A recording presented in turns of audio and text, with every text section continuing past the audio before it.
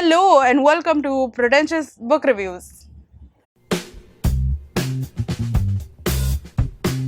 I'm kidding, it's not Pretentious Book Reviews. Please don't sue me, I have no money. But hi, my name is Smriti. I love to read books, and today I am here to review this book, which is Acts of God by Kanan Gill. Now, Kanan Gill is a really famous Indian comedian who is also one of my favorites, if not like my most favorite comedian. I think that he's really smart and really funny, and that combination is ideal. But anyway, he wrote a book for the first time ever, and that is this one, and I was really excited to read it, so I am here to talk to you about it. I will tell you what the book is about, what I liked about it, what I didn't like about it, and who I think should read this book. So that's what you're going to see in this video. As you can see, I have a lot of thoughts about this book, so you're going to see all of those thoughts being vomited into this video right now, and I think it'll be fun. I think that Kanan has done a really interesting job, and let's talk about what this book is about first, right? Okay, let's do that.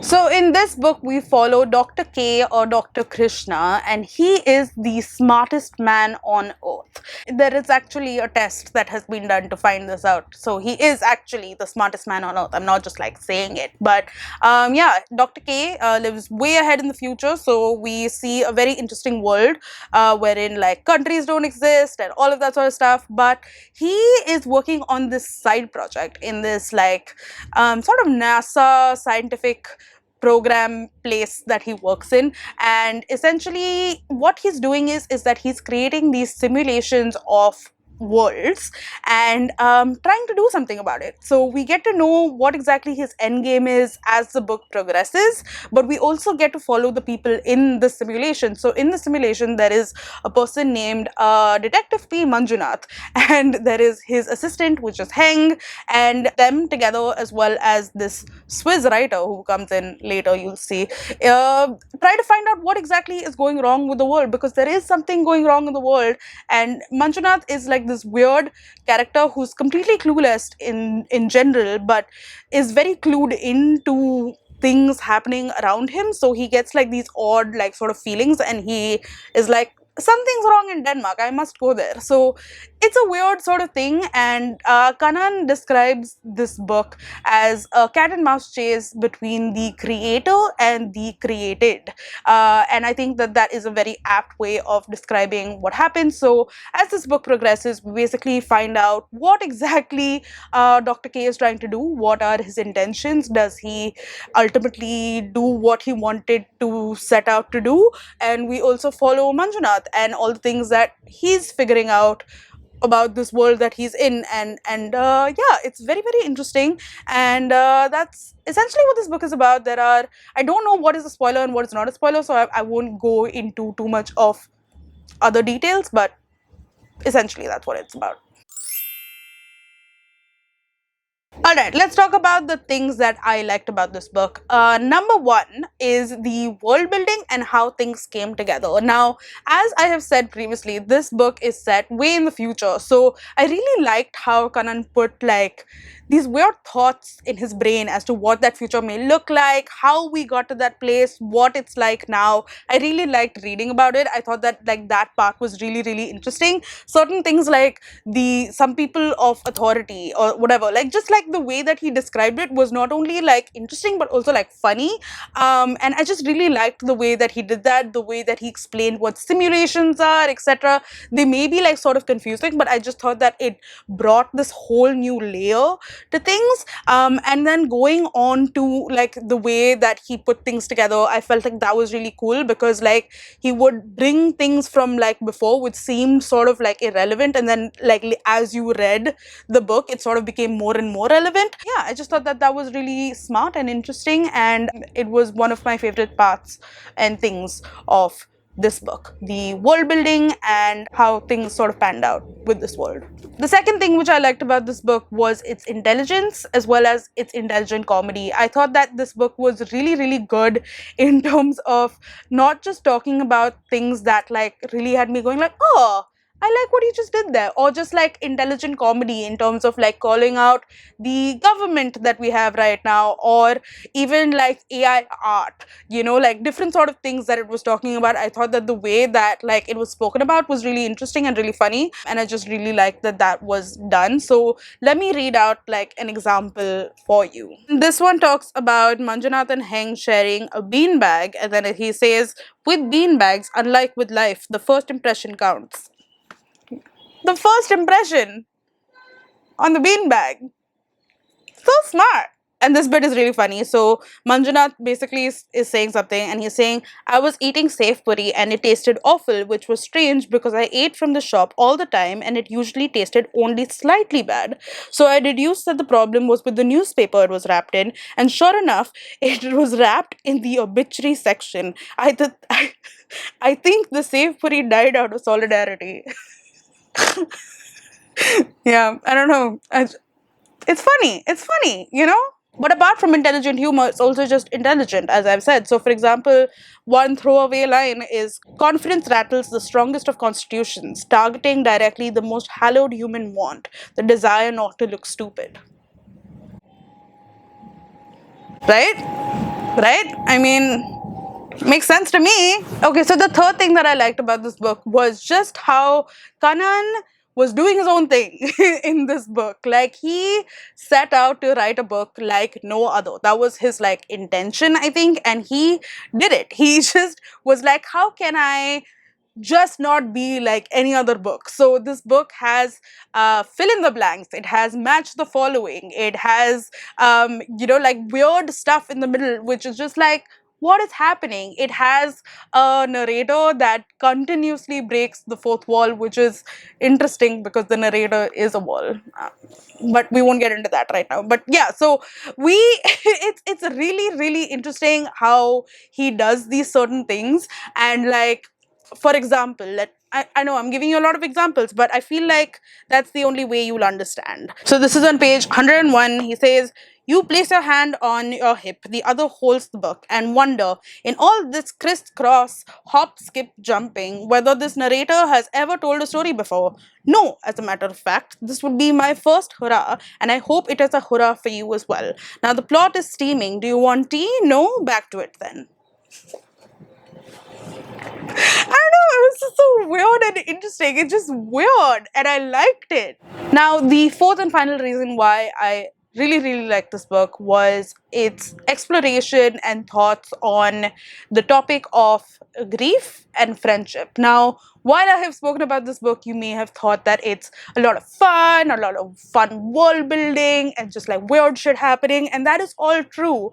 But under that is a layer of grief and friendship and like loss of the same, and it really hit home in a very very interesting way, and I loved the way that he sort of explored it. I honestly, at the end of the book, there were like two solitary teardrops that fell from my eyes, because I was honestly very moved, and I really liked the way that he spoke about grief. Now, again, I will read out a certain thing, because I think with this book, you can't really explain without like reading out certain chapters or like parts of the chapter, or So basically, something happens, and we're looking at Dr. K, and he stood there silently, with bulging eyes, a mess of nerves, wearing an expression she couldn't read.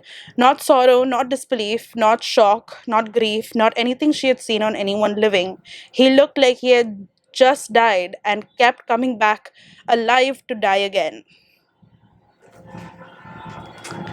And see, I have gone through grief, and I felt that in my soul, where I was like, yeah, I too have felt like I have just died, and then I just kept coming back alive to die again.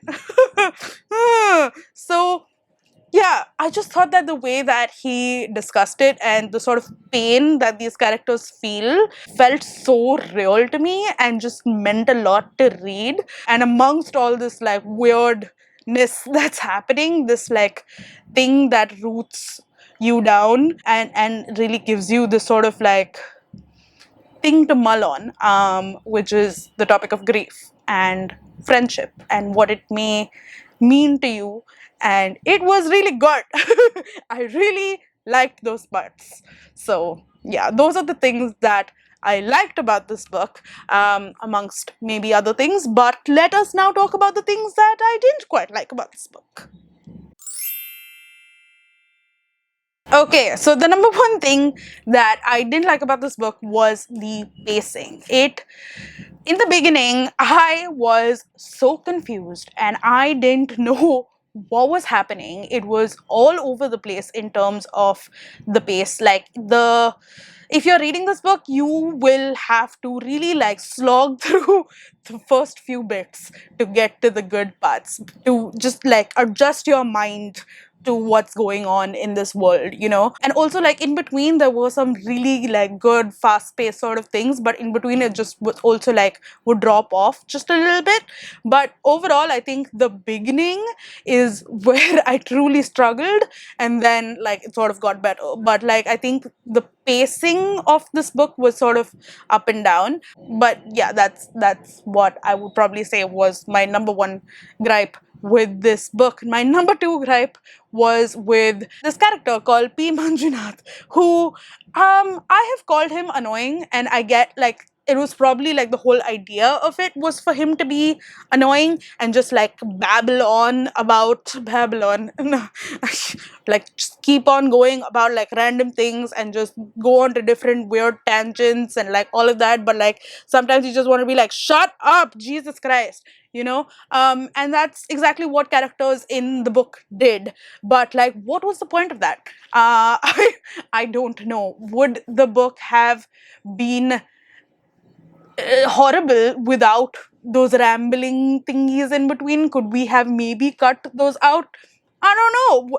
I don't know. I don't know. But like that bit sort of annoyed me. And I didn't get the point of it. But maybe there was one. I don't know. But yeah, that was my second thing that I didn't quite like about this book. Number three of what I didn't like about this book was just sometimes I felt like the book was just sort of like waxing eloquent about things that didn't need to be so deep. So, for example, on page 24, I know I'm reading out a lot from this book, but on page 24, he's eating a banana. And he could have just said that, hey, he was eating a banana on his way, like back home in the train.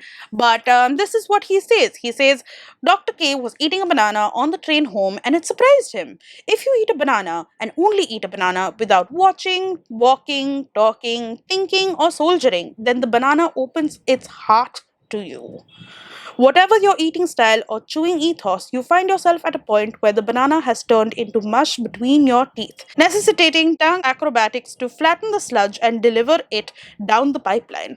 Here, something amazing happens to those who stick around. Through the foamy sweetness rises a sharp tang.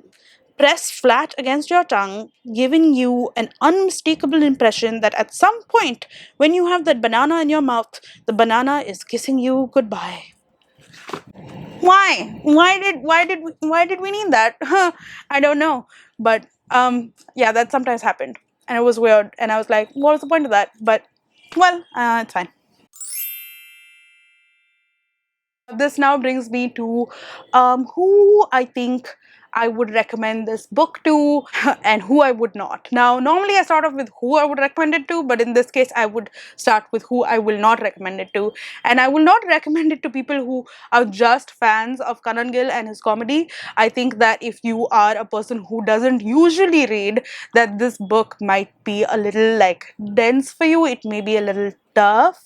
Maybe, I don't know. I could be wrong. I could be very wrong. Maybe you don't read books in general, but you read this and you're like, oh my god, books are great. I don't know, but like I personally think that like this might be a little tough. And if you are going into this book thinking that, hey, I'm going to get like laughs and chuckles like I do when I watch Kanan's comedy, this is not it. It's a very different medium, and it's going to be different. So don't go in thinking that it's going to be very like similar to his like comedy specials, where it's just like a comedy special written down in book format. It's not that. It's different. It's nuanced. It's a lot of things happening. So that's what I would say. Like, don't read it if that is the case. As for people who I think should read this book, I think that if you are a fan of Kanan Gill and want to read this book to get into some weird shit and then some interesting shit and then some good shit and then back to some weird shit, well, read this book. I think that it's interesting. It is dense though, so like I've given you fair warning. But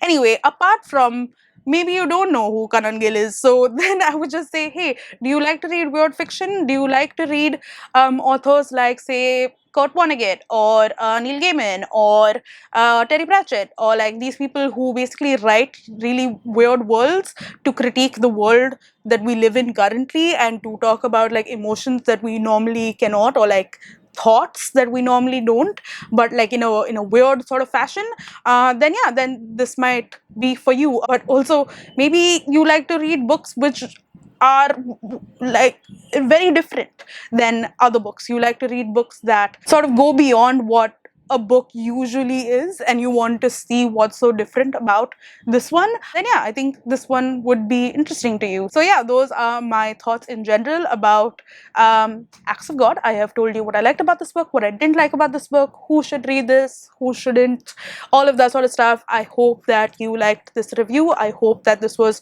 sort of coherent. If you did like it, I would love it if you could give me a thumbs up, comment down below with the worst or something, I don't know, something, and subscribe. Subscribing would be great. But also before I leave, I want to tell you that I gave this book 4 stars. I gave it 4 stars. I thought that it was really interesting. It has stayed with me. Let me know if you have read this book as well. Let me know what your thoughts were. If you have spoilers, then like, you know, like just say spoiler and then but yeah, cool. That's all for me. Like, subscribe, comment, you know what I mean. Alright, I'll see you in my next video. Goodbye.